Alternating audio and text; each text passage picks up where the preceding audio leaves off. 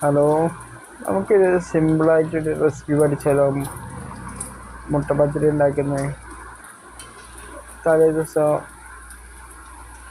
കുറച്ച് പച്ചരി വെള്ളത്തിലിടുക. പിറ്റേ ദിവസം പച്ചരി രാവിലെ എടുത്തതിന് ശേഷം കുറച്ച് ചോറ് കൂടി രണ്ടും കൂടി മിക്സാക്കി നന്ന വെണ്ണ പോലെ അടിച്ചെടുത്തതിന് ശേഷം ഒരു പാനിൽ വെളിച്ചെണ്ണ ചൂടാക്കി അതിലേക്ക് ഒരേ ഒഴിക്കുക. ഇത്രയേ ഉള്ളൂ മുട്ടപ്പത്തിരിയുടെ ഇതിൻ്റെ കൂടെ ബീഫാണ് ഏറ്റവും ടോപ്പ്. വേറെ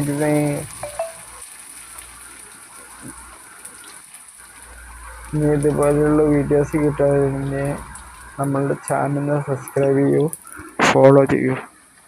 ഓക്കെ, അടുത്തൊരു വീഡിയോ ആയിട്ട് പിന്നെയും കാണാം. Okay, bye. വീട്ടിലുണ്ടാക്കിയ മുട്ടപ്പത്തിരി.